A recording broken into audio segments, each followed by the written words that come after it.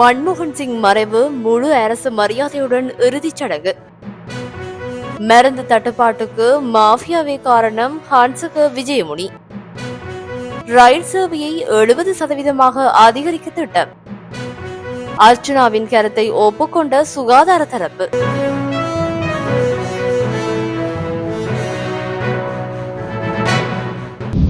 இந்தியாவின் முன்னாள் பிரதமர் மன்மோகன் சிங் உடல்நலக்குறைவு மற்றும் வயது மூப்பு பாதிப்பார் டெல்லி எய்ம்ஸ் மருத்துவமனையில் நேற்று காலமானார். அவரது மறைவுக்கு இந்திய பிரதமர் மோடி, காங்கிரஸ் எம்பி ராகுல் காந்தி, தமிழக முதலமைச்சர் மு.க.ஸ்டாலின் உள்ளிட்ட பல்வேறு அரசியல் கட்சி தலைவர்கள் இரங்கல் தெரிவித்து வருகின்றனர். இந்நிலையில் மத்திய அரசு வெளியிட்டுள்ள செய்தி, அனைத்து அரசு நிகழ்ச்சிகளும் டிசம்பர் 27 அன்று ரத்து செய்யப்பட்டுள்ளன. நாடு முழுவதும் 7 நாட்களுக்கு துக்கம் அனுஷ்டிக்கப்படும் என அறிவிக்கப்பட்டுள்ளது. இந்த சூழலில் இன்று காலை 11 மணி அளவில் இந்தியாவின் மத்திய அமைச்சரவை கூடியது.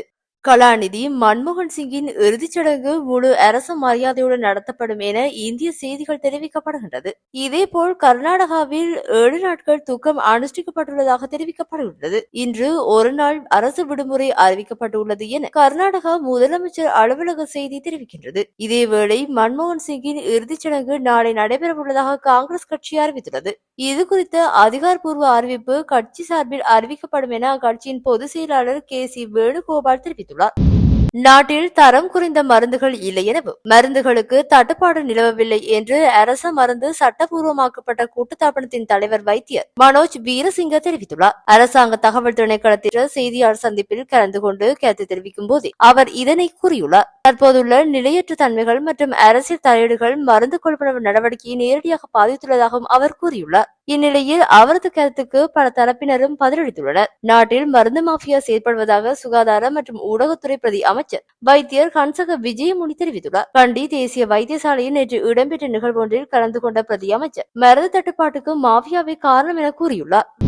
ரயில்வே சேவையை நாளாந்தம் 70% அதிகரிப்பதற்கு திட்டமிட்டுள்ளதாக ரயில்வே திணைக்களத்தின் பொது முகாமையாளர் தம்மிக்க ஜெயசுந்தர தெரிவித்தார். இலங்கை ரயில்வே திணைக்களத்தின் புதிய பொது முகாமையாளராக தம்மிக்க ஜெயசுந்தர நேற்று பதவியேற்றார். பதவியேற்பு நிகழ்வின் பின்னர் ஊடகங்களுக்கு உரையாற்றும் போது அவர் மேற்கண்டவாறு தெரிவித்தார். இலங்கை ரயில்வே திணைக்களத்தின் பொது முகாமையாளர் என்னை மீண்டும் நியமித்ததற்காக அமைச்சரவை அமைச்சர்களுக்கு நன்றியை தெரிவித்துக் கொள்கின்றேன். என்னை பொறுத்தவரையில் மக்களுக்கு மகிழ்ச்சி தரும் நிறுவனமாக ரயில்வே துறையை மாற்ற வேண்டும். மக்களுக்கு உகந்த சேவையை வழங்க வேண்டும். ரயில்வே துறை மக்களின் வாழ்வாதாரத்திற்கு ஒரு முக்கிய நிறுவனமாகும். அரசாங்கத்தின் புதிய கொள்கைகளின்படி நாளாந்தம் பொதுமக்களுக்கு பணத்தை எளிதாக்கும் வகையில் ரயில் சேவையை 70% அதிகரிக்கும் திட்டம் உள்ளது. ரயில்வே துறைக்குள் சில நெருக்கடிகளும் சிக்கல்களும் உள்ளன.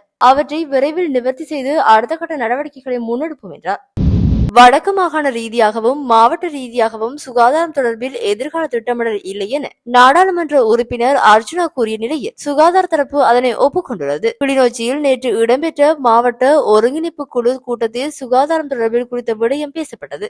இதன்போது நாடாளுமன்ற உறுப்பினர் அர்ச்சுனா வடக்கு மாகாண சுகாதார பணிப்பாளரை நோக்கி மாகாணம் தழுவிய எதிர்கால திட்டமிடல் உள்ளதா என கேட்டபோதே அவர் இல்லை என தெரிவித்துள்ளார். இதற்கு கருத்துரைத்த அர்ச்சுனா எம்பி, சில இடங்களில் 2035 ஆண்டு வரையான எதிர்கால திட்டங்கள் வரையறுக்கப்பட்டுள்ள நிலையில் நாங்கள் மாகாண ரீதியிலும் மாவட்ட ரீதியிலும் எதிர்கால திட்டமிடல் இல்லாமல் அபிவிருத்தி உள்ளிட்ட விடயங்களை பேசுகின்றோம். வைத்தியசாலை திட்டங்கள், வர்ணம் பூசுதல் போன்ற சாதாரண திட்டங்களுடன் முடிந்துவிடும். அதற்கான திட்டங்களை நாங்கள் தயாரிக்க வேண்டும் என தெரிவித்தார். மேலும் ஏமை மக்கள் பிரதிநிதிகளாக கருதாமல் துறை சார்ந்தவர்கள் எனும் அடிப்படையில் குறித்த எதிர்கால திட்டங்களை தயாரிக்க எங்களையும் உள்ளடக்க வேண்டும் என கோருகின்றேன் என்றும் அவர் மேலும் குறிப்பிட்டுள்ளார். இந்நிலையில் எதிர்கால திட்டம் இல்லை என்பது கவலையான விடயம் என தெரிவித்த அமைச்சர் சந்திரசேகர், நாங்கள் அவ்வாறான திட்டங்களை மாகாண ரீதியில் தயாரிக்க வேண்டும். அதன் மூலமே நாங்கள் இலக்கை அடைய முடியும் என குறிப்பிட்டுள்ளார். இந்த சபையில் நான் ஒரு விடயத்தை கூறுகின்றேன். இந்த திட்ட வரைவுகளுக்கு அர்ச்சுனா போன்றவர்களையும் உள்ளடக்க எந்த தடையும் இல்லை. அவர்களையும் இணைத்து மாகாணத்திற்கான எதிர்கால திட்டமிடல்களை மேற்கொள்ள வேண்டும் என்றும் அமைச்சர் கூறியுள்ளார். மேலும் குறித்த திட்ட வரைவை விரைவில் தயாரித்து வருவதாக வடக்கு மாகாண சுகாதார பணிப்பாளர் இதன்போது தெரிவித்திருந்தமை குறிப்பிடத்தக்கது. மின்சார கட்டண திருத்தம் தொடர்பான பொதுமக்கள் கருத்து கணிப்புகள் இன்று முதல் மாகாண மட்டத்தில் ஆரம்பிக்கப்படும் என பொது பயன்பாடுகள் ஆணைக்குழு அறிவித்துள்ளது. அதன்படி மத்திய மாகாணத்தில் இன்றைய தினம் கண்டி மாவட்ட செயலக வளாகத்தில் இந்த நடவடிக்கைகள் இடம்பெறவுள்ளன. மேலும் ஊவா மாகாணத்திற்கு எதிர்வரும் 30ஆம் தேதியும் சபரகமுவ மாகாணத்திற்கு ஜனவரி 3ஆம் தேதியும் பொதுமக்களின் கருத்து கணிப்பு நடத்தப்பட உள்ளது. மேல் மாகாணத்திற்கான மின்சார கட்டண திருத்தம் தொடர்பான பொதுமக்கள் கருத்துக்கள் ஜனவரி 10ஆம் தேதி பண்டாரநாயக்க மாநாட்டு மண்டப வளாகத்தில் நடைபெறவுள்ளது. மின்சார கட்டணத்தை குறைக்க முடியாது என்று மின்சார சபையின் யோசனைக்கு பொது பயன்பாடுகள் ஆணைக்குழு பதிலளிப்பதாக அறிவித்துள்ளதாகவும் மின்சார கட்டணங்கள் தொடர்பான இறுதி தீர்மானம் ஜனவரி 17ஆம் தேதி அறிவிக்கப்படும் எனவும் ஆணைக்குழு முன்னர் அறிவித்திருந்தமை குறிப்பிடத்தக்கது.